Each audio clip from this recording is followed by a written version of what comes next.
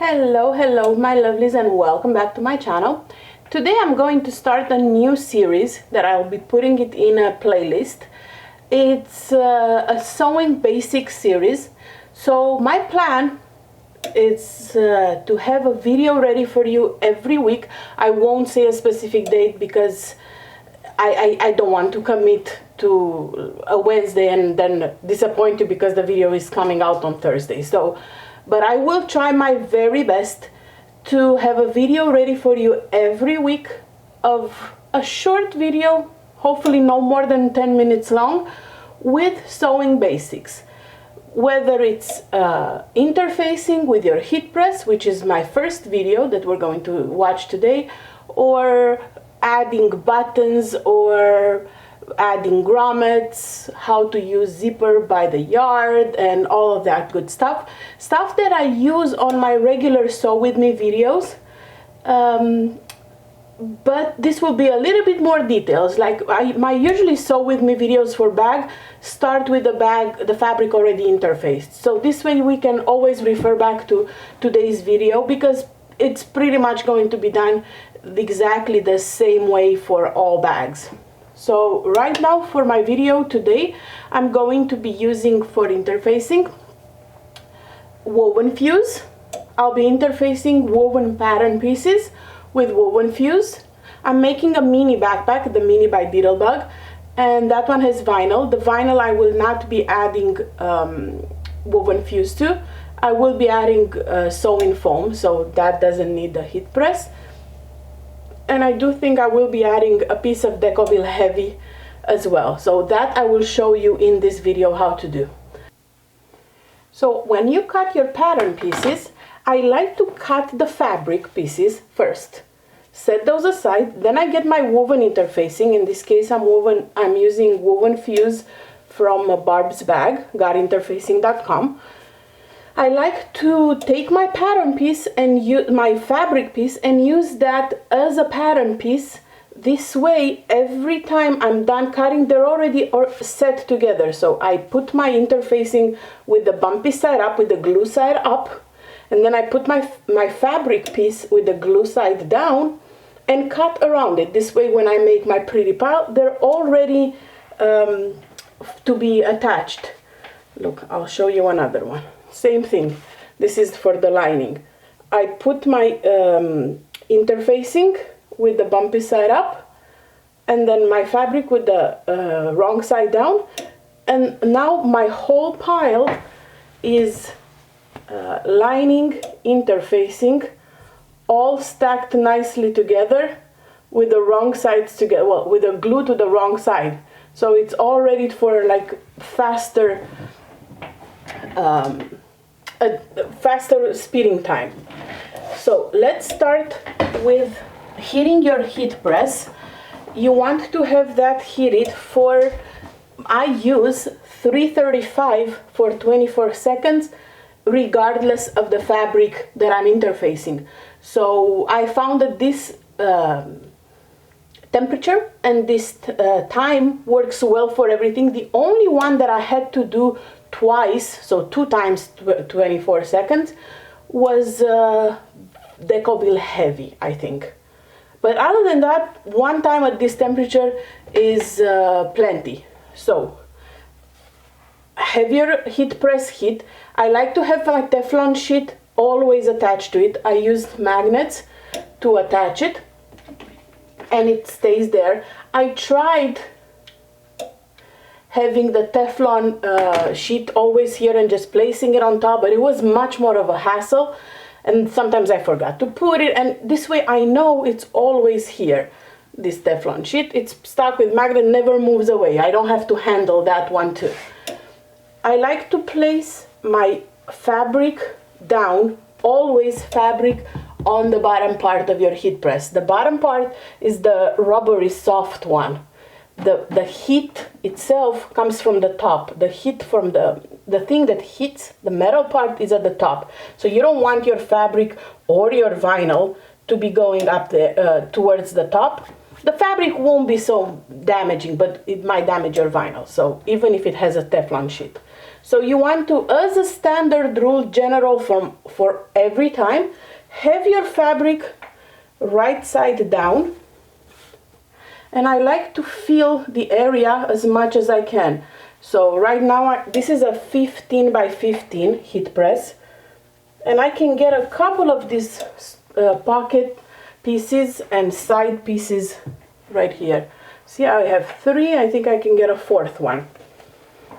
Yep, I sure can. So I have my pocket, my side piece, and where is that, the pocket? I think it's a pocket. Side piece and lining both here. I put the heat press down. I wait the 24 seconds. And then it's good to go.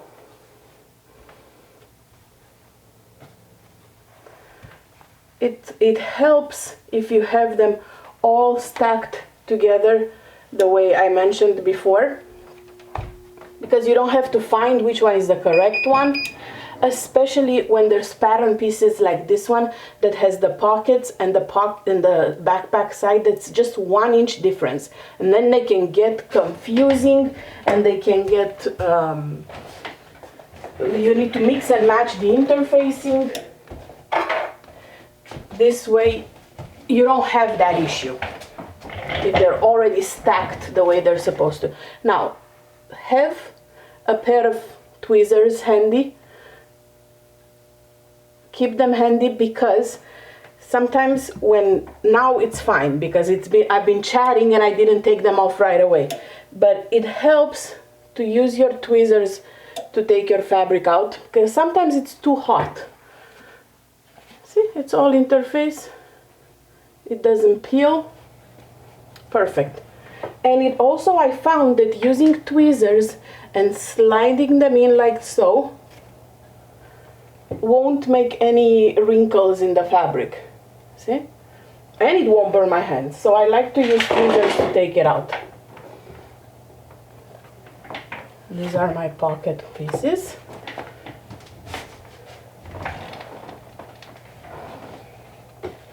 Put those on the side. Now my smaller squares, see, I told you I have squares and rectangles that are almost the same size.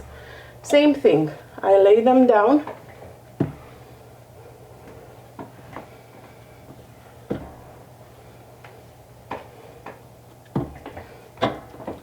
Press, wait the 24 seconds, and use my tweezers to simply take them off.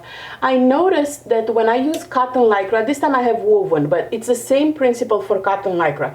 I noticed that for cotton lycra, it tends to, wherever I grab with my fingers, it makes like a little indentation, like a little mark of my fingers on the fabric. So I'd rather not use that, and I just use my tweezers. I made like a little stack now. Okay, easy peasy. All in 24 seconds. No iron, no nothing. Okay, this is a bigger piece. This is one of the linings. And for this one, I'm actually using, I want to say it's like a chiffon. It's not actual cotton woven for the lining, because I really, really like this print for lining. And I figured since I'm interfacing it anyway, it might work. If it doesn't, I'll reassess that information when I start sewing it. But it looked really cute to use it like that. And see, same setting, even for chiffon. It looks nice, I like it. All right, let me show you, if you have bigger pieces than your area, how you can use your machine. This is a 15 by 15 again. So now my zipper sides, these are 17, I believe. The zipper sides are 17 in length, so it is longer than my heat press. So what I do, I place as much as I can on the heat press plate. Same thing, right side of the fabric down, and then right side of the, well, the non-sticky side up of the interfacing. So in order to save time, I place as many as I can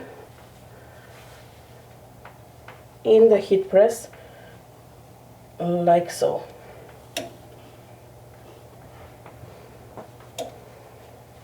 So I have 4 because I have main and lining, and they're all 17 inches long, so they're all hanging a little bit on the outside, but that's okay. I press, I wait the 24 seconds.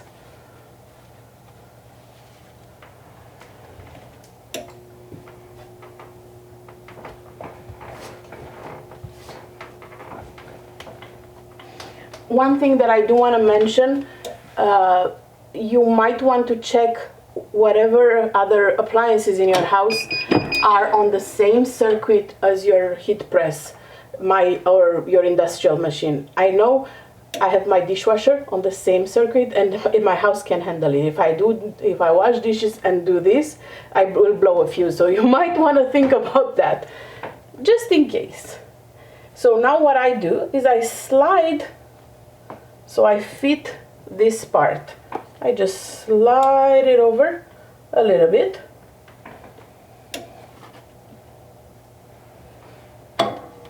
And because I'm placing my fabric down and I have the Teflon sheet, nothing will be scorching or anything like that. Everything will stay properly.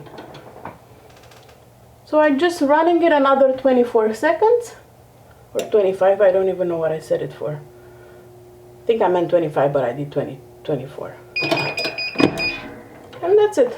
So now I can grab the other end because it's not hot. All done.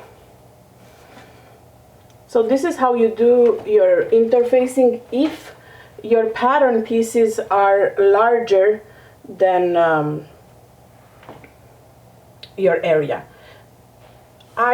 If you have a choice and the possibility to choose a 15 by 15, I recommend it. I wouldn't encourage you to get a smaller one, even if it may be $20 cheaper. But they're not even that much of a difference in price, honestly. If you're making bags, and even if you're making t-shirts, unless you're making tiny newborn or infant t-shirts, a 15 by 15 would be much better choice than a smaller one. Now, if you're able to and have the financial possibility and space for a bigger one, then absolutely go ahead and do that. But if not, at least a 15 by 15.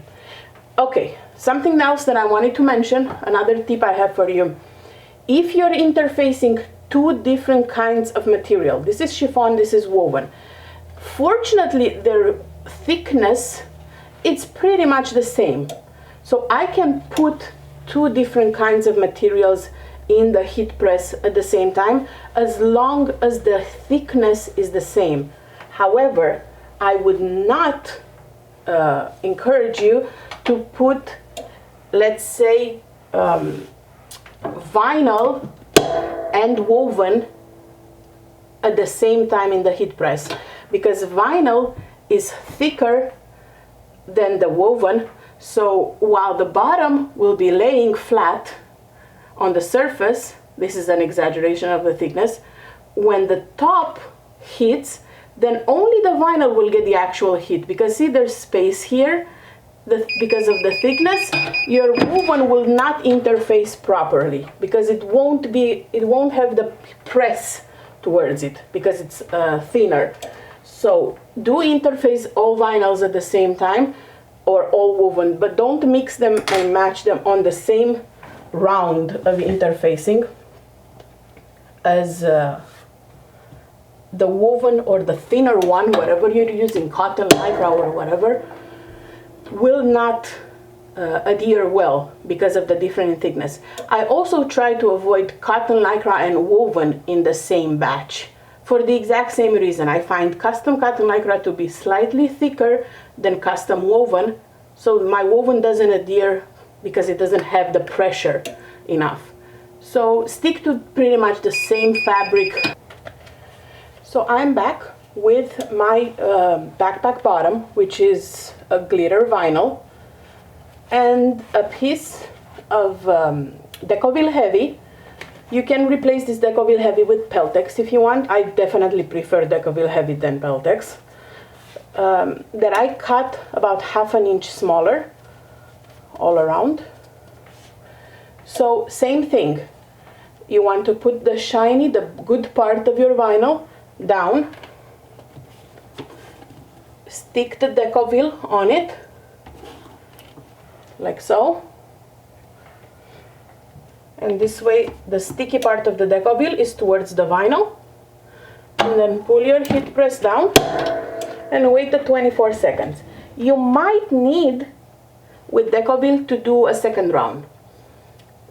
Also, what's important when you're interfacing with Decovil, whether it's light or heavy, to wait a couple of hours before you start sewing it. Decovil Heavy and Light need to cool off completely before using them to get that sturdiness and the perfect adhesion. So I would not start sewing right now. This is hot. This is very hot now. Vinyl tends to get a lot hotter. Ouch, ouch, ouch. Vinyl tends to get a lot hotter than woven. So definitely use your tweezers for that. I'm trying not to touch it. So this is how it looks like. See, I can see a little bit pulling. So I'm gonna do one more round. So 2 times for vinyl and Decovil Heavy. The only thing that I have never tried, but I'm assuming it would be the same way, is fusible foam. I prefer sewing foam, that's why I never interface it with my heat press. I did do fusible fleece, the same method you did woven fuse, or Thermolam, the same way. So now you want to take this piece, lay it straight on a table or a flat surface and let it cool off. Don't use it until it's fully cooled. This is pretty much all about using your heat press to interface your fabric for bags. And not only, I use it when I do like collars. You know, you make a button-up shirt, you have collars that have interfacing, or pants, or the placket for the buttons. Anywhere you put interfacing, you can use your heat press with pretty much any interfacing. I have not felt a need to change from 335 Fahrenheit and 25 seconds for any fabric, any interfacing. So mine stays like this forever. Pretty much it's set to that. I hope you enjoyed my first video about interfacing basics. You can definitely comment or message me on my Facebook page, My Creative Room. Any suggestions you might have for some sewing basics. There are videos that are about 15 minutes long with stuff that you can apply to various projects like this one. I do have a list in mind that I'm trying to, schedule that I'm trying to follow for these basics, but I'm super flexible. We're here to learn together. So if there's anything you guys want to have a video on that would fall under this category, or pretty much any video that you think would be helpful in your sewing journey, go ahead and definitely message me or comment below. In the meantime, please subscribe and turn on those notifications, because this will definitely help bring viewers and help me get more videos out to you for free. Thank you so much for joining me, and I'll talk to you in the next one. Bye!